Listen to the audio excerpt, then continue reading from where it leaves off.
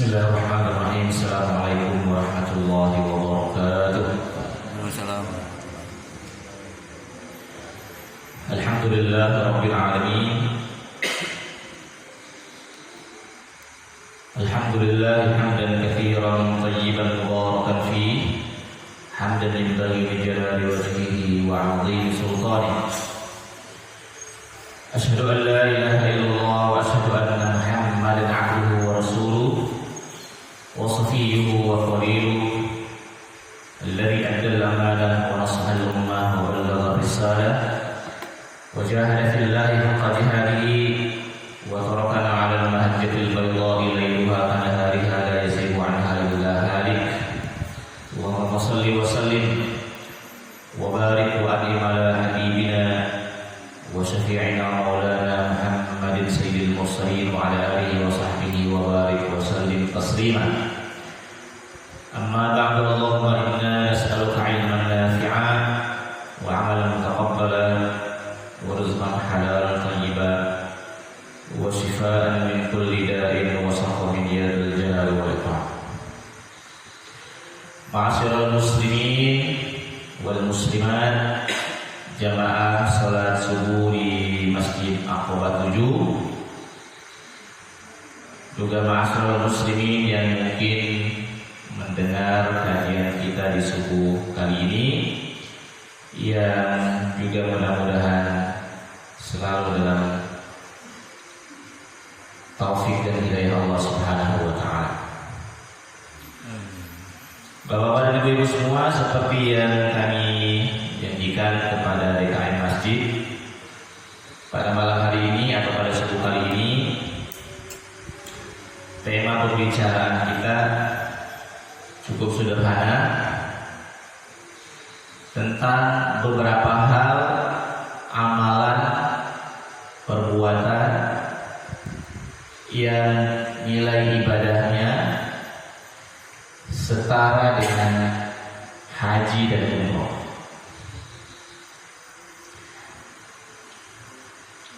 Tema ini saya ambilkan dari beberapa hadis Rasul Shallallahu Alaihi Wasallam, baik dari yang diriwayatkan oleh Imam Al-Bukhari, kemudian yang diriwayatkan oleh Imam Muslim, juga yang diriwayatkan oleh Imam At-Tirmidzi, juga yang terakhir diriwayatkan oleh Imam At-Tabrani. Jadi masing-masing yang saya sebutkan ini adalah ulama-ulama hadis kita, walaupun secara level kualitas umumnya para ahli hadis itu membuat levelisasi. Levelisasi itu kira-kira kalau ada hadis yang ditulis oleh Imam Al-Bukhari, ini dinilai lebih utama ketimbang hadis yang ditulis oleh Imam Muslim. Begitu seterusnya levelnya. Makanya nanti kita mengenal dalam ilmu hadis ada namanya kutub sittah, kitab yang 6. Ya, kitab 6 ini maksudnya kitab hadis yang 6. Mulai dari Imam Al-Bukhari, kemudian Imam Muslim, kemudian yang belakangnya adalah sunan-sunan, Sunan Ibnu Majah, Sunan Tirmidzi, Sunan Nasai, Sunan Abu Dawud dan seterusnya. Kemudian nanti kita mengenal juga kutub tis'ah, ada 3 lagi tambahannya. Nanti kita mengenal juga kutub asyarah, tambah 1 lagi. Nanti kita mengenal lagi kutub 14, arba'at asyar. Nanti nambah lagi dan begitu seterusnya. Jadi memang sebenarnya kitab-kitab hadis itu banyak.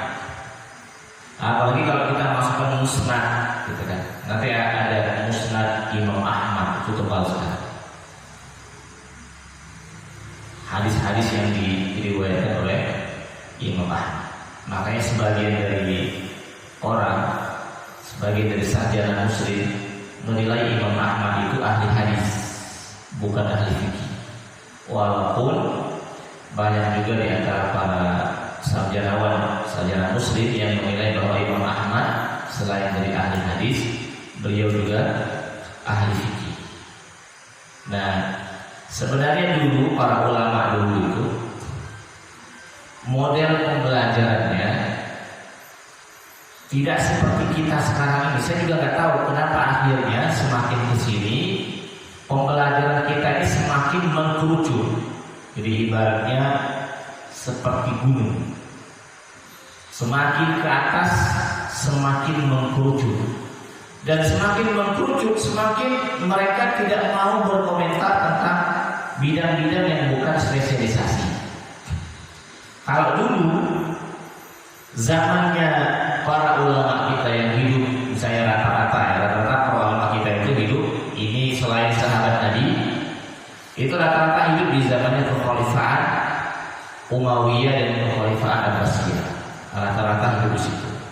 Itu model keilmuan mereka itu adalah bukan mengkerucut begini, tapi dia segitiga terbalik. Segitiga terbalik. Dimulai dari yang spesialisasi, biasanya spesialisasi ini dimulai dua. Satu Al-Quran, yang kedua adalah bahasa Arab terutama. Jadi mesti Al-Quran dan bahasa Arab itu menjadi pokok pembelajaran pertama dulu orang-orang dulu. Setelah itu baru kemudian mereka melebar, masuk ke hadis, masuk ke tafsir, masuk ke fikih, masuk ke usul fikih, masuk ke kedokteran, masuk ke fisika, masuk ke teologi ilmu falak, maksudnya masuk ke perbintangan ilmu falak dan seterusnya. Sehingga kita mengenal satu orang ulama dulu itu spesialisasinya macam-macam. Nah, tapi sekarang model keilmuan, konsep keilmuan kita, terutama di kampus-kampus, semakin ke atas semakin mengkerucut. Nah, walaupun untuk di Indonesia sekarang ini ada semacam kesadaran bersama bahwa ternyata tidak bisa kita semakin ke atas semakin mengkerucut, harusnya semakin ke atas kita semakin melebar, karena masing-masing bidang keilmuan itu ada hubungan yang sangat-sangat terkait dan tidak bisa dilepaskan sama sekali. Ini misalnya kalau di Jogja kita mengenal pemikirannya Profesor Amin Abdullah misalnya tentang interkoneksi, integrasi antar keilmuan. Jadi kata beliau, seharusnya seorang muslim itu bukan seperti sekarang ini, seperti dulu, yang semakin ke atas semakin dia bergelar doktor, semakin dia bergelar profesor, itu pengetahuannya semakin luas. Diajak ngomong Al-Quran, oke. Diajak ngomong hadis, lanjut. Diajak ngomong filsafat, lanjut. Diajak ngomong sosiologi, antropologi, lanjut, gitu ya. Diajak ngomong olahraga, lanjut, gitu. Ngomong kuliner, lanjut, gitu. Jadi itu yang diharapkan, karena masing-masing bidang keilmuan itu ternyata tidak bisa dilepaskan. Hari ini saja misalnya kita mengadakan pengajian di Masjid Aqaba 7.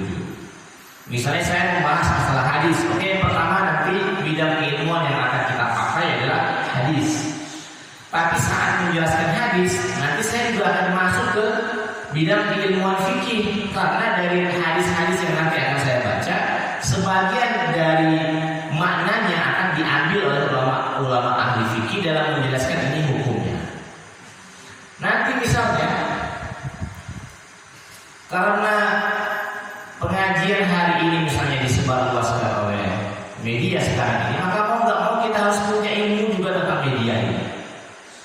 Media saluran internet. Bagaimana cara mengoperasikan ini? Masa harus Pak Hadi terus misalnya kan? Apakah cuma Pak Hadi ada ilmunya? Kan tidak mungkin. Jadi kita butuh pengetahuan itu. Kemudian kita butuh apa lagi? Mikrofon sama seperti ini. Jadi kita butuh bidang keilmuan yang lain. Nah, sehingga akhirnya masing-masing keilmuan itu saling terkait dan masing-masing tidak menganggap bahwa ilmunya lebih utama ketimbang ilmu yang lain.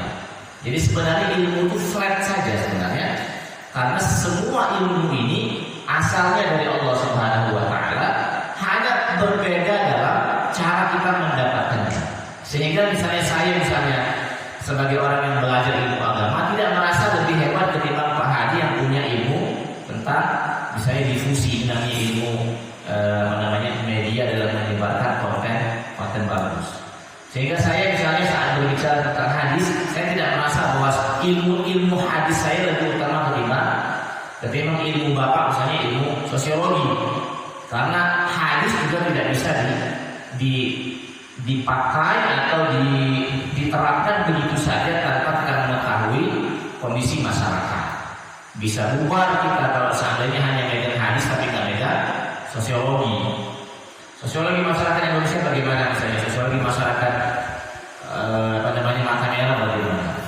Bagaimana cara berdakwah di Indonesia kan tidak bisa disamakan dengan cara berdakwah di luar negeri. Orang Indonesia misalnya tidak bisa diajak begini, maunya diajak begini. Itu murni pure sosiologi. Nah sehingga sekarang ini saya termasuk orang yang ibaratnya semakin hari semakin sadar bahwa semakin ke atas harusnya bacaan kita semakin luas, hubungan kita dengan macam-macam keilmuan harusnya lebih mendekat lagi, sehingga akhirnya ya walaupun tidak sama dengan orang-orang sebelum kita, tapi setidaknya kita sudah berusaha mendekat dengan model dan konsep keilmuan yang dulu diterapkan oleh orang-orang sebelum kita. Makanya sekarang ini sudah mulai ada, walaupun pemerintah secara resmi tidak memulai secara kurikulum, tapi sekarang ini rata-rata kesadaran masyarakat sudah lumayan tinggi. Misalnya awal-awal mula-mula anaknya difahamkan dulu terhadap Al-Quran, itu sudah benar itu. Kemudian nanti mau jadi apa saja terserah, dimulai dari yang khusus, nanti baru yang melebar. Nanti anaknya mau ikut pelatihan ini, oke silakan. Anaknya mau ikut pelatihan ini silakan terus gitu kan, sehingga akhirnya nanti kita berharap ke depan muncul intelektual muslim yang kalau bicara itu mereka berbicara dengan ragam pendekatan. Iya, pendekatan. Tidak selalu didekati permasalahan itu, tidak selalu didekati dengan hitam dan putih. Kalau nggak putih hitam, kalau nggak hitam putih nggak. Tidak semua permasalahan itu bisa didekati dengan konsep ilmu seperti itu. Bisa jadi nanti kita mendekatinya dengan konsep, dengan metodologi sejarah. Kenapa bisa seperti ini? Coba kita lihat sejarahnya dulu. Oh, ternyata ini sudah ribuan tahun adanya. Oh, ternyata ini adalah hasil akulturasi misalnya. Oh, ini adalah hasil asimilasi. Kita dulu saya menemukan di Jawa itu banyak model masjid, tapi bentuknya seperti bentuk gereja, gitu kan? Seperti bentuk tempat ibadahnya orang-orang Hindu, gitu. Oh, ternyata ini adalah sudah lama terjadi sejak zamannya Majapahit misalnya. Lama itu Majapahit itu. Terus kita mau mengubah dalam sehari dua hari itu mustahil. Karena ini sudah sangat mengakar menjadi identitas masyarakat. Nah, begitu seterusnya. Nah, jadi masalah muslim balik lagi. Saya banyak sederhana, tapi saya berusaha untuk menjelaskan ini sesuai dengan apa yang saya punya. Tentang beberapa hal, saya mencatat di sini ada 6 hal, walaupun mungkin lebih dari 6 hal, amalan-amalan yang oleh Rasulullah SAW dinilai setara dengan haji dan umrah. Sekali lagi tadi saya mengambilnya dari beberapa rujukan kitab hadis dengan level-level hadisnya, dengan level-level kitab hadisnya. Nah, sebenarnya isinya adalah sebagian besar motivasi sebenarnya. Sebagian besar dari isi yang hadis Rasulullah SAW ini adalah motivasi. Nah, dalam bab motivasi itu semua orang yang berbicara tentang hadis itu rata-rata menyepakati bahwa kalau kita berbicara tentang motivasi, maka hadis sahih, hadis hasan sampai hadis dhaif itu boleh dipakai. Yang tidak boleh dipakai itu adalah hadis palsu, nggak boleh. Jadi kalau kita bicara tentang motivasi beribadah, itu boleh kita memakai hadis dhaif, boleh. Boleh memakai hadis hasan, apalagi kalau memakai hadis sahih. Maka misalnya kalau kita melihat teman-teman kita misalnya dari jemaah tabligh misalnya, mereka sering membuka kitab Fadhailul A'mal. Sebagian besar dari saya belum meneliti secara khusus. Sebagian dari hadis-hadis yang sering mereka baca adalah kitab Fadhailul A'mal itu bermasalah dari sisi kualitas. Ada yang hasan, ada yang dhaif, mungkin dhaifnya ada banyak juga. Tapi dalam bab Fadhailul A'mal dalam bab motivasi beribadah itu para ulama cenderung mengabaikan hadis-hadis dhaif. Boleh hadis dhaif kita pakai sebagai motivasi. Itu boleh. Tidak harus hadis sahih. Hadis sahih itu biasanya dipakai saat berbicara tentang hukum-hukum syariat, terutama yang terkait dengan halal dan haram. Kalau berbicara tentang akidah, nanti hadisnya harus naik lagi sebenarnya, bukan hanya sebagai sahih. Kalau bisa dia levelnya adalah mutawatir. Kalau hadisnya sahih tidak mutawatir, maka pembahasan dalam akidah mungkin akan terjadi khilafiyah. Mungkin. Tapi kalau dia mutawatir, itu agak jarang, bukan agak jarang sih. Maksudnya mungkin tidak akan terjadi khilafiyah kalau hadisnya mutawatir. Tapi mutawatirnya juga harus memenuhi syarat yang lainnya. Mutawatir itu secara keberadaan dia memang ada. Yang kedua adalah secara pemaknaan. Dia maknanya harus pasti. Misalnya begini. Saya ngomong begini, di Palembang ada jembatan Ampera, misalnya. Omongan saya ini, informasi yang saya kabarkan kepada Bapak semua, itu levelnya mutawatir. Kenapa mutawatir? Karena seluruh orang Palembang ini pasti sudah memberikan informasi itu dan mengulang-ulang itu. Jadi saking banyaknya sumber orang yang menginformasikan itu, sehingga levelnya itu gak mungkin orang itu bersepakat dalam kebohongan. Jadi sehingga levelnya itu sampai pada taraf gak mungkin orang sebanyak ini itu bersepakat dalam kebohongan. Nah ini namanya mutawatir. Nah yang kedua, sekarang dari makna teksnya. Di Palembang ada jembatan Ampera. Ini kira-kira mengandung satu tafsiran atau dua tafsiran? Satu tafsiran. Karena tidak ada tafsiran lain kecuali tafsiran yang menunjukkan jembatan Ampera. Kalau seandainya di Palembang ada jembatan saja, tidak menyebutkan jembatan Ampera, mungkin dia akan menafsirkan banyak. Bisa jadi tafsiran pertama jembatan Ampera, bisa jadi tafsiran kedua jembatan Musi 4, bisa jadi tafsiran ketiga jembatan Musi 2. Jadi minimal ada 3 tafsiran berarti. Nah kalau dia mutawatir tapi mengandung 3 penafsiran, itu biasanya akan terjadi khilafiyah. Tapi kalau dia mutawatir tapi hanya mengandung 1 pemaknaan, maka biasanya dia tidak akan khilafiyah. Makanya khilafiyah khususnya dalam bab asma wa sifat itu mungkin terjadi karena memang dia mutawatir tapi secara pemaknaan maknanya makna ganda. Maknanya makna ganda. Jadi ini saya membahasnya secara metodologi ya. Maksudnya kenapa akhirnya terjadi khilafiyah antara misalnya para ulama dalam membahas tentang bab asma wa sifat misalnya. Kenapa itu terjadi? Karena memang teksnya, informasi yang kita terima, satu secara keberadaan memang benar ada. Karena rata-rata dalam bab tauhid dan asma wa sifat itu Al-Qur'an yang berbicara rata-rata ya. Misalnya Allahu Sami'un Basir, Allah Maha mendengar, Allah Maha melihat.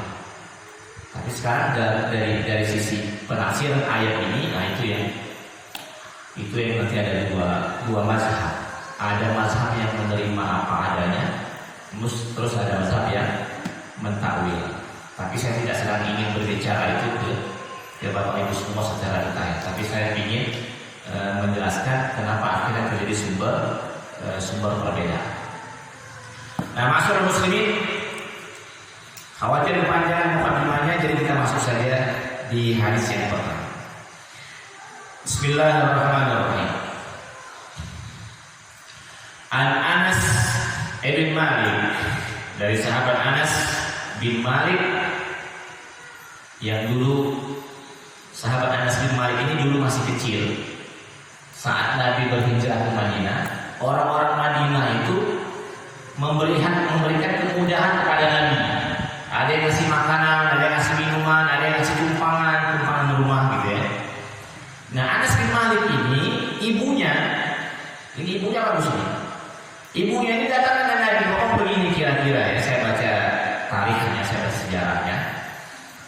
Kata ibunya, wahai Nabi, saya ini tidak kata injuan. Kata injuan itu beda. Tidak kata yang bisa saya berikan kepada Nabi. Saya makanan nggak punya duit, nggak punya gitu. Tapi saya punya anak saya ini, namanya Anas. Kira-kira umurnya 10 sampai 12 tahun, masih kecil, kira-kira mungkin baru kelas 6 SD.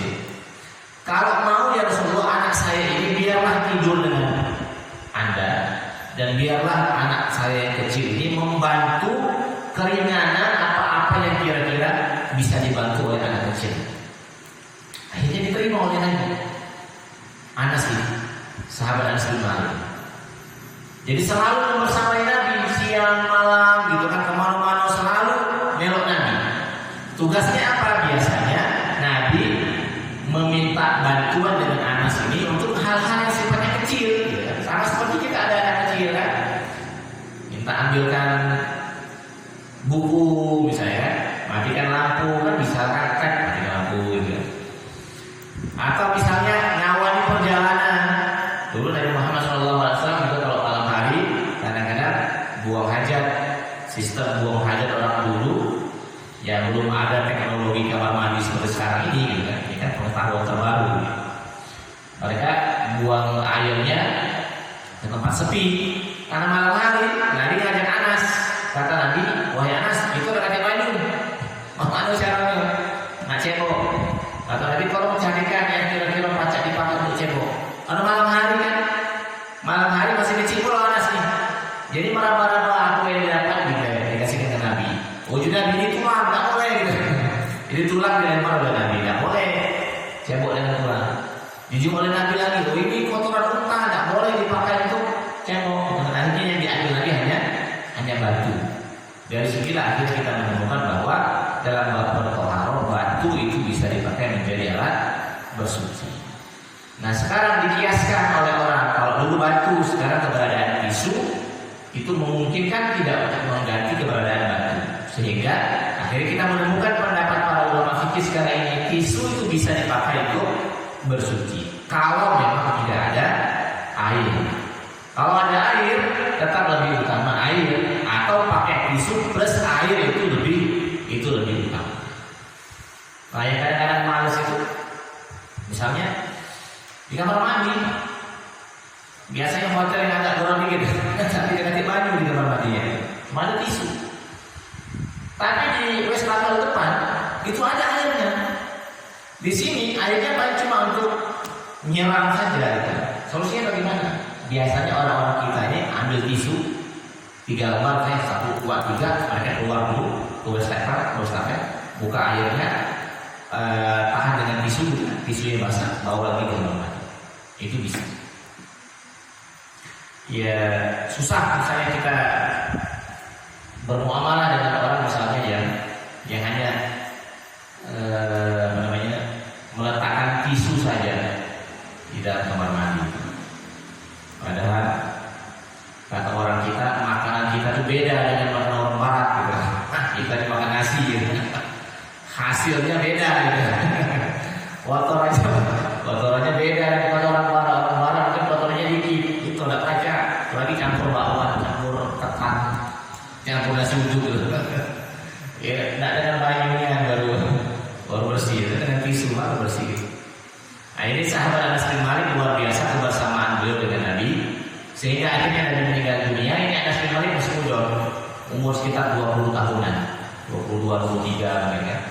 Saat Anas bin Malik ini masih kecil, Anas bin Malik ini didoakan oleh Nabi. Salah satunya adalah doa Nabi kepada Anas ini adalah, satu, jadi wong duit, yang kedua ilmunya bermanfaat, dan yang ketiga banyak anak keturunan. Akhirnya doa Nabi itu makbul. Anas bin Malik ini salah satu sahabat yang walaupun tidak payung-payungnya, tapi masuk dalam tataran menengah ke atas. Kemudian dari sisi keilmuan, Anas bin Malik ini dalam bidang periwayatan hadis masuk nominasi 5 besar kira-kira ya.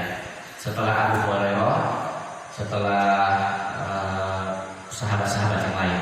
Kita akan menemukan banyak sekali hadis yang diriwayatkan oleh Anas bin Malik. Kalau kita baca hadis Anas bin Malik itu jelas. Anas bin Malik. Walaupun memang yang paling banyak itu adalah Abu Hurairah. satu dalam sahabat yang paling banyak meriwayatkan hadis adalah Abu Hurairah. Kalau masalah Anas bin Malik ini apa nomor 3 atau nomor 5 kira-kira begitu, paling banyak meriwayatkan hadis di antara sahabat yang lain. Kemudian Anas bin Malik ini punya banyak anak keturunan. Saat Anas bin Malik ini meninggal dunia, ini berdasarkan yang kami baca, kira-kira Anas bin Malik ini punya anak dan cucu dan beberapa keturunan yang lain itu sampai 100 lebih. 100 lebih itu anak plus cucu. Tapi saya yakin ini anak plus cucu 100 lebih ini bukan dari satu istri. Soalnya kalau ada satu istri nggak mungkin 100. Ya. Jadi keturunan Anas bin Malik mungkin sampai cucu sampai cicit mungkin ya. Anak cucu cicit itu sampai 100-an. Ini generasi terbaik. Kata orang-orang, kalau antum semua rajin sembahyang, rajin sholat, rajin puasa, bagus akhlaknya, ada pendapatan yang bagus, ada yang banyak anggota. Supaya kenapa? Ya supaya bumi ini diisi oleh keturunan-keturunan Anda yang bagus-bagus. Tapi tetap harus diikuti protokol kesehatannya. Gitu. Kalau saya seandainya versi dokter gara-gara SC misalnya 3 kali, mau yang keempat kalinya berbahaya, itu mohon diistikharahkan lebih lanjut, jangan memaksakan kehendak. Kalau enggak, cari wadah lain. Kalau memang kepingin banyak, cari wadah lain. Karena yang dari satu ini saya khawatir kalau sudah punya anak yang keempat misalnya, ya susah ibunya, atau bahkan ibunya bisa meninggal dunia. Itu bisa zalim, gitu. Sebagai suami bisa zalim, memaksakan kehendak. Anas bin Malik radhiyallahu anhu, dari Anas bin Malik, semoga Allah Subhanahu wa taala memberikan rahmat kepada beliau dan ridha kepada beliau. Anna Nabiy sallallahu alaihi wasallam qala, bahwa Nabi Muhammad sallallahu alaihi wasallam berkata. Ini yang biasa kita dengar sebenarnya, yang biasa kita dengar hadisnya. Man shallal ghadata, siapa yang sholat subuh fi jama'atin, berjamaah. Di syaratnya ini. Jadi seluruh ulama dalam menjelaskan ini rata-rata menjelaskan ini syaratnya. Siapa yang sholat subuh berjamaah, summa qa'ada bi dzikrillah, atau summa qa'ada yadhkurullah, kemudian orang itu duduk dulu, belum pulang dulu, belum balik ke rumahnya, dia berzikir kepada Allah Subhanahu wa taala hatta tatlu'asy syams, sampai matahari terbit. Jadi dia duduk berzikir. Nah, zikir itu banyak macamnya zikir. Mau zikir la ilaha illallah, subhanallah, walhamdulillah, wa la ilaha illallah, wallahu akbar, itu zikir juga.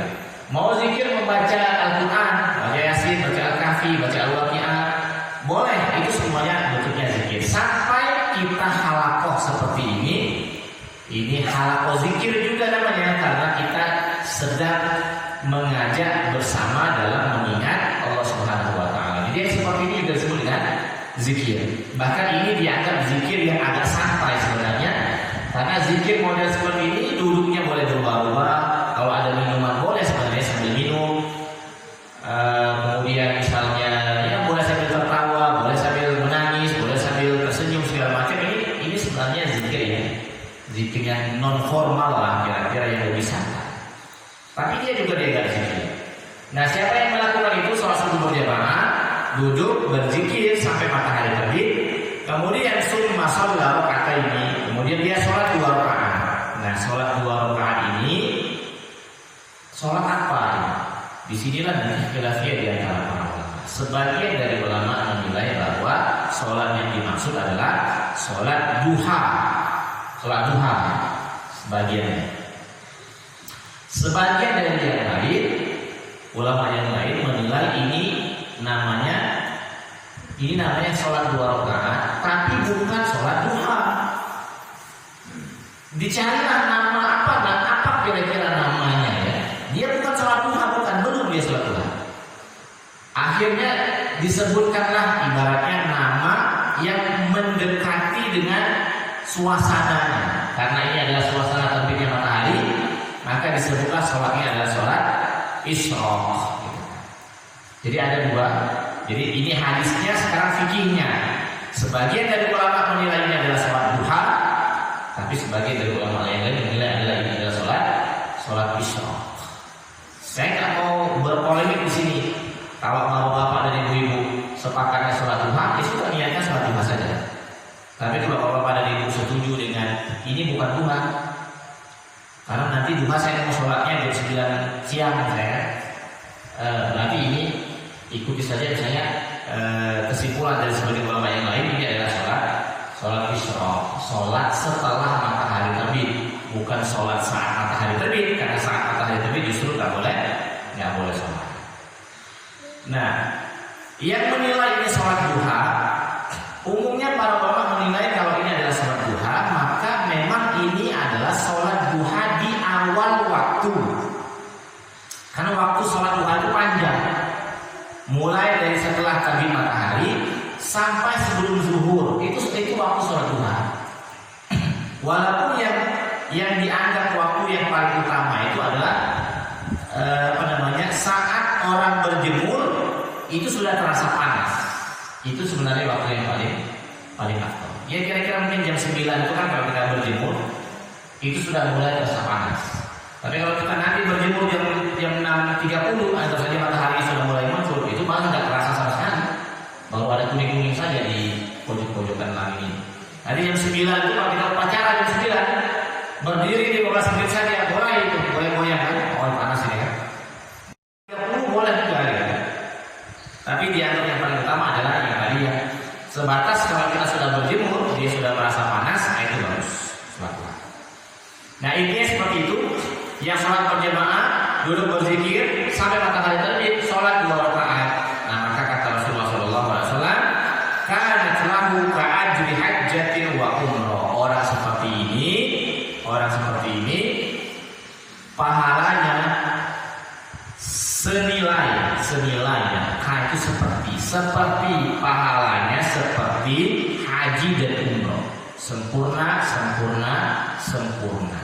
Tama. Sekali lagi ini motivasi beribadah. Ini hadis riwayat Imam At-Tirmidzi. Kalau Pak Haji setiap hari begini sampai matahari terbit baru balik, berarti tiap hari Pak Haji ini dapat pahala senilai pahala orang haji dan umroh. Syarif sama sebenarnya syarif, asalkan jangan keluar. Setelah sholat subuh jangan tidur, di sini saja. Nggak balik-balik dia Pak. Balik. Syarif setelah sholat subuh di sini saja, duduk berzikir, murojaah. Sampai matahari terbit sholat 2 rakaat, baru kemudian aktivitas di luar yang lain bisa jadi dapat pahala. Yang lain juga sama, yang lain juga berkesempatan untuk mendapatkan fadilah yang sama. Ya percaya nggak percaya ini masalah keimanan. Aku tidak percaya misalnya. Aku tidak percaya. Agak susah kita tidak percaya. Karena ini pesan dari Rasulullah SAW. Hadis yang kedua. An Abi Umamah radhiyallahu anhu anna Nabiy sallallahu alaihi wasallam qala. Dari Abu Umamah radhiyallahu anhu bahwa Rasul sallallahu alaihi wasallam bersabda, "Man ghada ila masjid." Siapa yang pergi ke masjid, la yuridu illa an yata'allama khairan. Dia pergi ke masjid ini tidak ada yang dia inginkan kecuali dia ingin belajar kebaikan. Belajar keikhlasan, belajar kesabaran, belajar pengetahuan, belajar Al-Quran, belajar bahasa Arab. Siapa yang pergi ke masjid, niatnya untuk itu, selain dari memang untuk ibadah sholat tadi ya. Atau ada orang yang pergi ke masjid dan dia berniat untuk memberikan pengajaran, yang ngisi kajian, ngisi training, ngisi bedah buku, tempatnya di masjid gitu. Jadi dulu itu memang optimalisasi masjid itu luar biasa. Siapa yang pergi ke masjid dengan tujuan niat belajar apa saja, atau orang yang pergi ke masjid tujuannya untuk mengajar apa saja, ya asalkan yang baik-baik ya. Nah, kana lahu ka'ajri haji taman hajjatuhu. Maka ini riwayat Imam At-Tabrani, maka orang itu dia dapat pahala setara dengan pahala haji yang sempurna.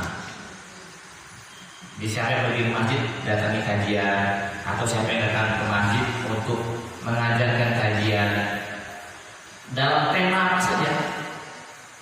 Jadi masjid itu terbuka luas untuk seluruh bidang keilmuan.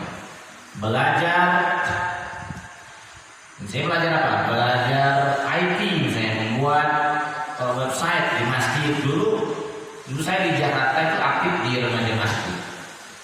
Kebetulan masjid yang saya bergabung di remaja masjid itu dulu pernah di zamannya Pak Yusuf Kala Wapres. Itu pernah menjadi masjid nominasi masjid sosial nomor 1 di Jakarta. Namanya Masjid Al-Ikhlas, ada di Padang Pasar Minggu, Pak Ji. Jadi masjid ini oleh Dewan Masjid Indonesia dianggap masjid yang sangat sosial masyarakat. Jadi aktivitasnya itu aktivitas sosial. Misalnya semua aktivitas sosial berbasis masjid. Dulu misalnya ada pesantren kilat, tapi dikemas sedemikian rupa untuk masyarakat. Dibedakan masyarakat SMP dengan masyarakat SMA. Berbasis masjid. Dulu anak-anak remaja ini kita bawa ke puncak Bogor, gratis gitu kan. Kalau kan gratis. Nginap di villa 2 hari 2 malam, di sana kita isi kajian. Pulang ada alumni namanya, alumni pesantren kilat tahun sekian. Terus nanti berapa tahun kita adakan reuni alumni. Terus berbasis hari ini program remajanya. Program ibu-ibunya ada lagi, atau program anak-anak kecil, ada sunatan massal. Dulu saya juga jadi panitia yang sunatan massal. Gratis juga, atau subsidi. Bayarnya misalnya dari 100.000 sampai 5.000. Saya yang bayar 100.000, alhamdulillah. Tak bayar 5.000, alhamdulillah. Ini sunatan massal. Sampai akhirnya buka bersama itu bukan hanya Ramadan, buka bersama untuk puasa sunnah. Dulu saya kadang nebeng juga, nebeng lagi buntu gitu. Terus kemudian kita puasa Senin, buka puasa ke masjid. Itu buka puasa sunnah. Jadi luar biasa tarikannya, sehingga akhirnya kajian juga banyak, mulai dari kajian agama sampai kajian saintis, gitu. sampai kajian yang sifatnya ilmu eksak, gitu kan. Karena di sana yang bergabung dari Jakarta ya, teman-teman saya dari Fakultas Kedokteran juga gabung di sana, masyarakat seputar sana. Ada yang dari IT, gitu kan. Kita diajarkan buat website berbasis masjid, kumpulkan remaja di masjid ada wifi-nya, kita bikin website. Dulu pakai program Joomla namanya. Ya saya sudah lupa sih ilmunya, gitu. Waktu itu belajar bisa, sekarang coding itu agak pusing kan. Sepertinya bukan jurusan kita, coding itu. Jadi berbasis masjid. Nah, orang yang seperti ini yang pergi ke masjid niat belajar, atau pergi ke masjid niat mengajar apa saja, mudah-mudahan orang seperti ini dia mendapatkan pahala seperti pahalanya haji yang sempurna. Hadis yang ketiga. Bismillahirrahmanirrahim. Saya langsung ke inti hadisnya. Ja'al fuqara'u ila Rasulillah sallallahu alaihi wasallam. Dulu ada orang yang miskin bertemu dengan Nabi. Orang-orang banyak, masyarakat kelas menengah ke bawah. Mereka ngomong begini, faqalu ya Rasulullah, mereka mengatakan wahai Rasulullah, zahaba ahlul dusuri bil amwali bil darajatil ula wal na'imil muqim. Alangkah lemahnya ya Rasulullah orang-orang yang berduit itu. Kenapa kata Rasulullah? Mereka dengan duitnya ini bisa menjadi orang yang terhormat, orang yang mulia. Yusalluna kama nusalli. Kami semayang, dia semayang. Samalah derajatnya. Kami puasa, dia juga puasa. Tapi giliran mereka berhaji, kami tidak baca berhaji, buntu. Giliran mereka umroh, kami tidak baca umroh, buntu juga. Jangan kata umroh gitu kan. Nak makan agak lemak, susah misalnya kan. Nah akhirnya mereka ibaratnya ya ada semacam kecemburuan sosial lah begitu, ngomong dengan Nabi begitu. Tapi cemburu mereka cemburu positif. Temannya jadi orangnya haji, dia baca haji, kita masih di sini lah gitu. Dia baca umroh, kita masih di sini lah. Jadi irinya itu iri dalam bab ibadah gitu kan. Bukan saya mau dia banyak untung, kita tidak ngerti untung. Oh, dia rumahnya besar, kita rumahnya kecil. Ini di lisannya para sahabat bukan itu. Tapi di lisannya para sahabat dia baca beribadah lebih banyak daripada kami yang tidak punya duit ini. Nah, terus oleh Rasulullah SAW, qala kata Rasul, ala uhadditsukum bi amrin, mau enggak kalian saya beritahu? In akhadtum bihi adraktum man sabaqakum, yang kalau kamu mengamalkan apa yang saya omongkan ini, kamu bisa menyamai apa yang sudah dilakukan oleh orang-orang yang tadi kamu sebutkan. Jadi kalau kamu mengamalkan ini, kamu bisa setara lah kira-kira ya, nggak jauh beda kamu dengan orang yang kaya tadi. Nah apa itu ya Rasulullah, kata para sahabat? Kata Rasulullah SAW sederhana ya, tusabbihuna wa tahmaduna wa tukabbiruna, kamu berzikir subhanallah subhanallah, alhamdulillah alhamdulillah, Allahu akbar Allahu akbar, khalfa kulli sholatin, setelah selesai setiap sembahyang, terutama sembahyang 5 waktu, salasa wa salasina, 33 kali. Makanya sudah sembahyang itu jangan terlalu buru-buru. Sekurang-kurangnya, misalnya sudah sembahyang, astagfirullah sekali jadilah. Kemudian la ilaha illallah wahdahu la syarika lahu mulku wa lahul hamdu wa huwa ala kulli syai'in qadir, sekali jadilah. Allahumma antas salam minkas salam tabaraka ya dzal jalali wal ikram. Kemudian Allahumma la mani'a lima a'taita wa la mu'tiya lima mana'ta wa la radda lima qadaita wa la yanfa'u dzal jaddi minal jaddu. Langsung subhanallah subhanallah subhanallah 33 kali, setelah itu baru bubar. Supaya kita yang tidak berduit ini, atau kalau punya sudah berduit, tambah jadi dia. Yang tak berduit ini bisa setara lah kira-kira dengan yang berduit tadi. Karena kata Rasul, siapa yang berzikir yang seperti ini setelah sholat, orang itu haji, kamu berzikir seperti ini, ngimbangilah kira-kira. Walaupun tidak seimbang persis, tapi mudah-mudahan setara. Jadi subhanallah, alhamdulillah, Allahu akbar 33 kali. Jangan apa namanya? Jangan sungkan, jangan malas. Sekurang-kurang. Ini hadis yang ketiga. Hadis yang ketiga. Bismillahirrahmanirrahim. Anas bin Malik. Balik lagi dari Anas bin Malik radhiyallahu anhu qala, ja'a rajulun, ada seorang yang datang dengan Nabi Muhammad SAW lalu bertanya, inni astahil jihad wa la ahdiru alaihi. Wahai Rasulullah, saya ini kepingin berjihad, saya ini kepingin melok berjihad. Berjihad yang dimaksud adalah berperang.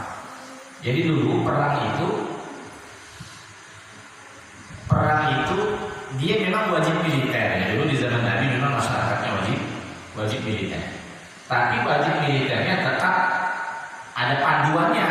Bukan berarti ketika perang seluruh masyarakat perang, tidak. Tetap masih ada yang tinggal, ada yang berangkat. Mungkin sifatnya digilir. Gitu kan. Misalnya untuk perang minggu depan saya kan ngajak jamaah Aqabah, ya kan. Yang lain nggak usah melok, yang lain mantep di dusun lain, ya. Yang ini berangkat.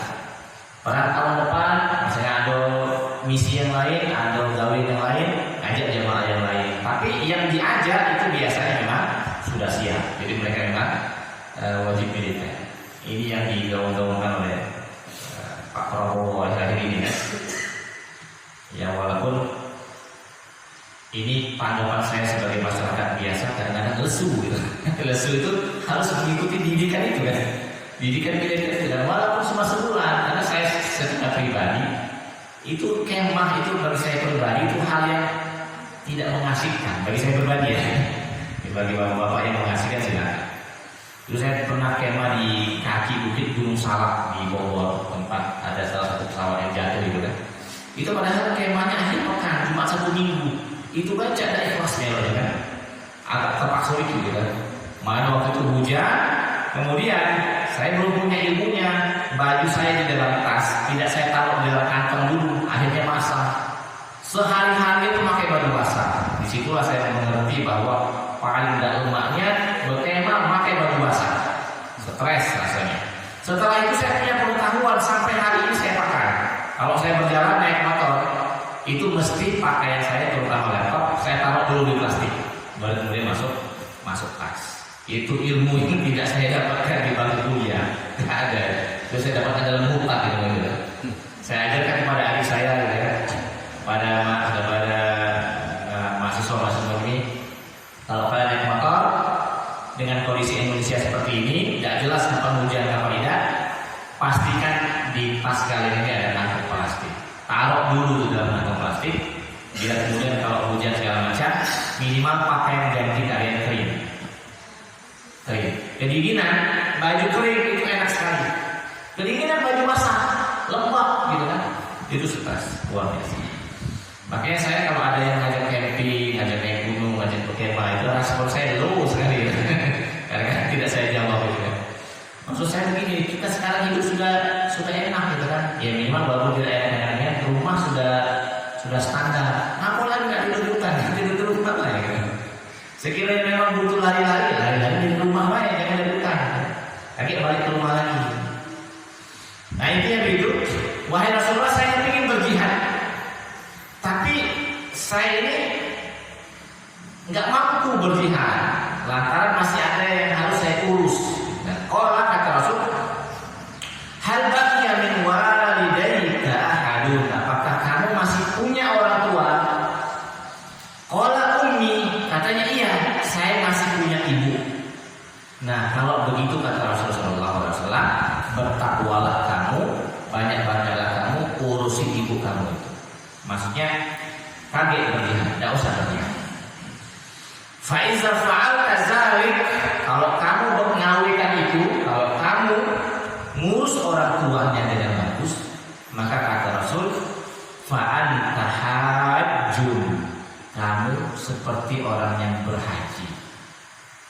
Ngurus orang tua. Ya Rasul, misalnya kalau dalam konteks sekarang, wah aku udah pacak dalam pengajian aku, wong tuaku udah pacak ditinggal, urus yang bagus, fa'anta hajjun, maka kamu setara dengan mendapatkan pahala haji. Oh ya aku tidak bisa nak melok kondangan ke situ. Ngapo? Di rumah wong tua dewean. Biasanya kalau kondangan kamu makan siangnya nak diurus.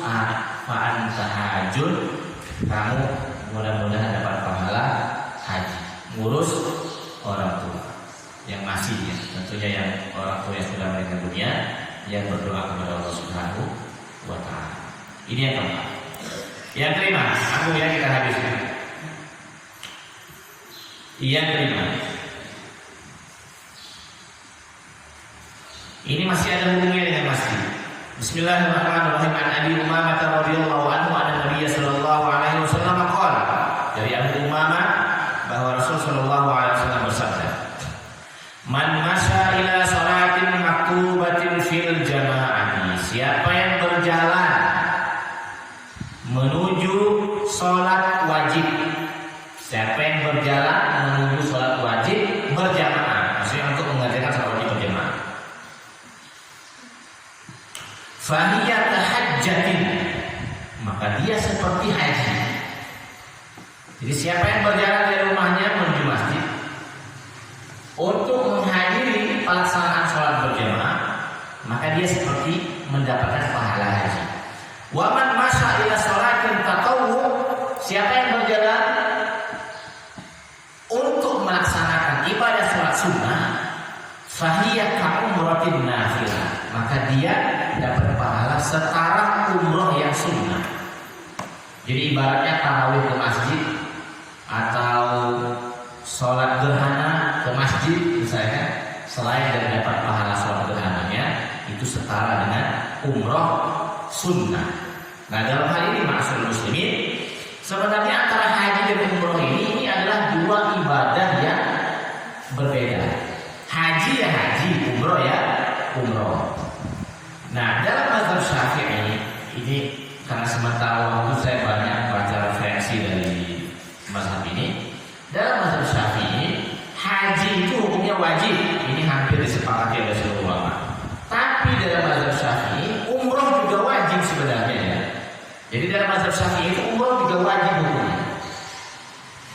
umroh yang pertama sekali maksudnya ya. Jadi misalnya, tapi begini, umroh dan haji itu walaupun dia wajib dalam mazhab Syafi'i, tapi wajib yang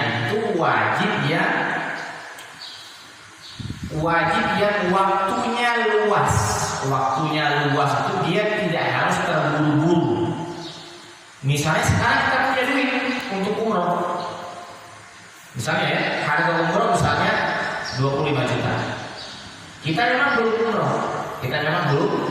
belum umroh. Nah, dalam mazhab Syafi'i khususnya ya, maka orang itu sudah wajib melaksanakan umroh.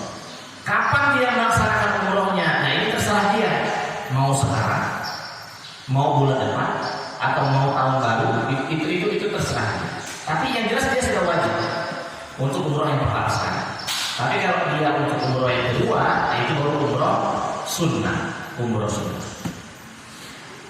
Nah, tapi kalau mau umroh sekarang, ya bocorannya memang pahalanya besar, ya. Tapi agak sedikit kurang ladas. Kurang ladas. Karena begini, sekarang ini protokol umrohnya itu datang ke Saudi Arabia itu belum boleh bergerak, isolasi mandiri dulu 3 hari.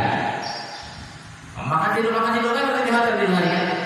Setelah itu baru menuju Mekah untuk melaksanakan umroh. Setelah umroh selesai, paling umrohnya sejam 2 jam lah pagi ya. Keliling Ka'bah segala macam, mungkin 3 jam dilakukan agak santai. Setelah itu kita tidak boleh berjalan kemana-mana, balik lagi ke hotel. Ke Madinah baik, pengakuan jamaah yang baru umroh kemarin itu ke Madinah juga belum diperbolehkan. Jadi itu kalau mau umroh sekarang. Tapi ya pahalanya insya Allah masih sama, cuma dalam tanda kutip lain agak kurang ladas itu ya. Kita tidak bisa jalan-jalan ke sini, tidak bisa ke pasar, gitu kan. Tidak bisa beli tasbih itu pasti bisa 16 gitu kan. Tidak bisa beli kopiah, tidak bisa beli kurma yang pengen milih dan seterusnya. Ini kalau mau umroh sekarang, tapi ya bagus gitu kan, maksudnya sebagai sebuah ibadah kita tidak boleh melarang. Cuma kalau mau milih mungkin bisa ditunda beberapa bulan ke depan. Kemudian ini ibaratnya Saudi kan bertahap, sama seperti Masjid Aqaba 7 lah, kira-kira mirip lah ya. Saat memulai pengajian kan bertahap, mulai dari 1 dulu, lihat respon masyarakat, aman-aman, masuk lagi 2, lihat respon masyarakat, aman-aman. Begitulah Saudi pertama sekali menerapkan yang cukup ketat. Nanti biasanya akan longgar kalau positif gitu ya. Positif kalau bagus. Nah, ini hadis yang kelima, jadi seputar fadilah mendatangi masjid untuk sholat berjamaah yang wajib atau sholat berjamaah yang sunnah. Sebenarnya seluruh ibadah sunnah, seluruh ibadah sholat sunnah yang berjamaah itu anjurannya sangat dianjurkan untuk didatangi. Aqaba 7 mengadakan sholat gerhana matahari itu sangat dianjurkan untuk didatangi. Mengadakan Idul Fitri, Idul Adha sangat dianjurkan untuk didatangi. Mengadakan tarawih sangat dianjurkan untuk didatangi. Gitu ya. Ini yang kelima. Yang terakhir, Bismillahirrahmanirrahim. An Ibnu Abbas radhiyallahu anhu qala, dari sahabat Ibnu Abbas radhiyallahu anhu qala, qala Rasulullah sallallahu alaihi wasallam li imra'atin min al-ansari. Suatu waktu Rasulullah SAW berkata, bertemu dengan salah seorang perempuan, lalu kemudian Rasul menegur, "Ma mana'aki an tahujji ma'ana?"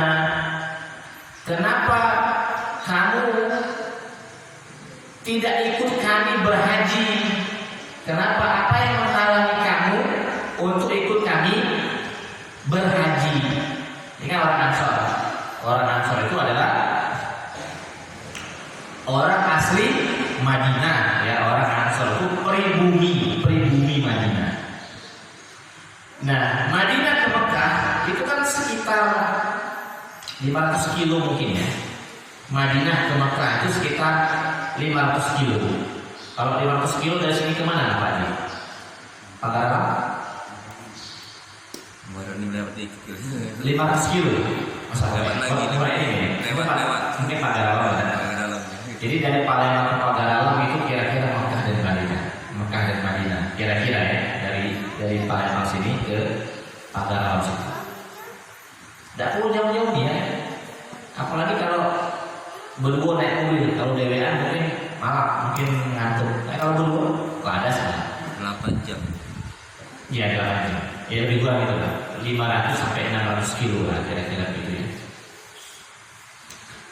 Jadi jaraknya sampai itu. Tapi memang dulu ditempuh bukan dengan mobil, itu bedanya. Dulu ditempuh dengan kendaraan pada waktu itu ya paling unta. Begoyo sifatnya. Masih nak seminggu 2 minggu itu ada perjalanan. Seminggu lah dalam perjalanan. Nah kata Rasulullah SAW, kenapa kamu tidak ikut kami berhaji? Nah kata perempuan ini kira-kira ya bahasa kita, kami banyak dawi itu kami ngurus onta. Onta ini tidak ada yang ngurus, tidak ada yang ngasih makan, ngasih minum. Kalau kita tinggal naik haji, perjalanannya seminggu pergi, seminggu balik, 2 minggu. Oh ini macam mati ini. Kira-kira kalau mobil tidak di starter selama 2 minggu, ini baca itu mobil ini kan. Kira-kira begitu. Ini apalagi mobil sudah tahu tua misalnya kan, akhirnya terpaksa kita harus nunggu gitu ya kira. Nah kata Nabi Muhammad SAW, kalau begitu faiza ja'a Ramadan, nanti kalau datang Ramadan fa'tamiri, kamu umroh saja. Nanti kalau sudah tiba bulan puasa kamu umroh. Fa'inna umrata fihi, karena umroh di bulan puasa itu ta'dilu hajjah, setara dengan pahala haji. Jadi anjurannya adalah umroh di bulan puasa. Nah umroh di bulan puasa ini bisa lah, walaupun kita sekarang ini di Indonesia jauh dari Saudi Arabia, tapi yang punya kelebihan harta, yang punya harta yang cukup, ini bisa diniatkan untuk umroh di bulan puasa. Terutama di 10 hari terakhir, banyak sekali travel itu menyediakan paket umroh 10 hari terakhir, iktikaf di Masjidil Haram. Tapi kadang-kadang nggak boleh egois. Itu begini. Kita misalnya sudah pernah umroh, terus pengen umroh Ramadan, pengen iktikaf di Masjidil Haram, bukan di Abu Batu, di Abu Batu, apalagi di Abu Batu juga saya. Tapi misalnya dalam waktu yang bersamaan, kita masih punya anak yang sekolahnya harus diurus, kita masih punya dulur yang harus dibantu. Kalau untuk saya pribadi, saya sependapat dengan Profesor Mustafa Ali Yaqub ya, Allah yarham, Profesor hadis kita. Kata beliau, yang begini harusnya jangan haji, jangan umroh, karena umroh itu nikmatnya cuma untuk kita sendiri, apalagi umroh sunnah. Tapi kalau kita pakai untuk anak sekolah, kita pakai untuk dulur kita yang sakit, misalnya kan dulur kita yang kurang mampu untuk kebutuhan ekonomi pokoknya dan seterusnya, nah maka itu jauh lebih bagus kita bantu mereka.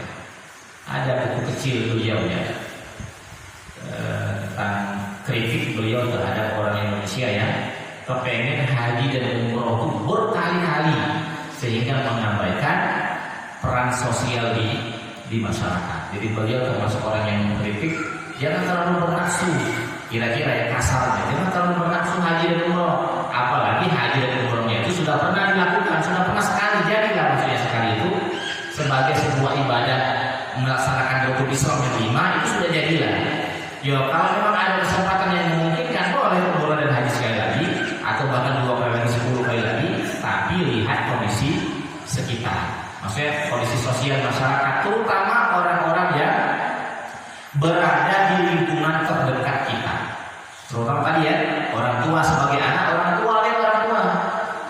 Kalau orang tua misalnya butuh biaya besar, mungkin itu bisa dialokasikan untuk orang tua. Anak butuh sekolah, masa misalnya anak bayarannya nunggak kita nak umroh, kan nggak mungkin ya. Malu kita sama sekolah, bayaran anak nunggak tapi kita mau umroh.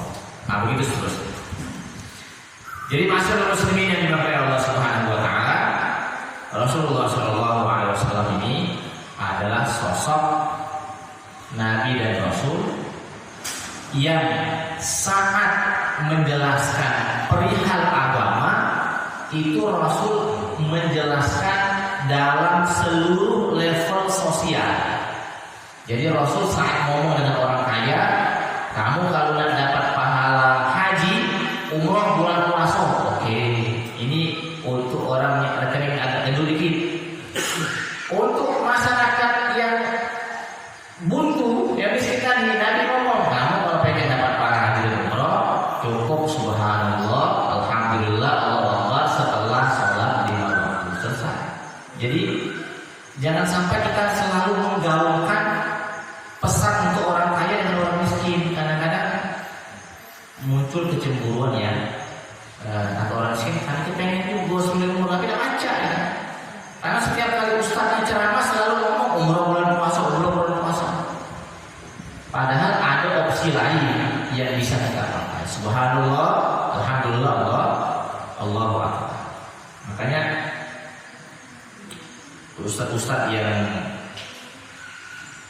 sering berceramah di travel umroh itu untuk orang yang berduit. Untuk orang yang tidak berduit kita cari hadis yang lain. Mungkin ini bisa saya sampaikan. Pasnya lumpet. Mungkin ini yang bisa saya sampaikan di kesempatan yang terbatas ini. Mudah-mudahan ya pagi-pagi setelah sholat subuh mendengarkan beberapa hadis Rasulullah SAW yang kita baca, ya ada semangat baru lah mudah-mudahan ya, walaupun tidak banyak, terutama untuk mendatangi masjid, untuk berlama-lama di masjid, untuk berzikir setelah sholat, kemudian kalau memang ada duitnya, sebelum ada duitnya untuk mengurus orang tua, bapak apalagi ibu, kemudian kalau memang ada duit ya umrohnya gitu. Karena yang kita bicarakan ini setara, apalagi mie goreng rasa daging, rasanya pakai daging jadi Indomie rasa daging itu rasanya pakai daging kan, aman ada daging mendingan pergi ke ada, bawa duit ada banyak dapat daging. Kira-kira seperti itulah kira-kira. Jadi rasa umroh, rasa haji, kalau pengen benar-benar dapat pahala haji dan umrohnya ya jangan bisa pergi haji kan, jangan pergi umroh. Silakan jika ada yang ingin dikomentari atau ingin ditambahkan atau ingin ditanyakan. Kalau ada, kalau nggak ada, ya kita bisa istirahat. Silakan.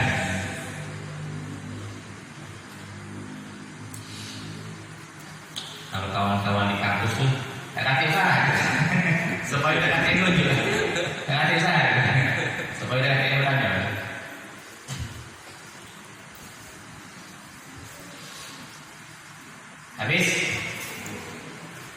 Habis ya? Ya mungkin kita sempatnya ngobrol santai setelah ini, ada yang masih 10 menit.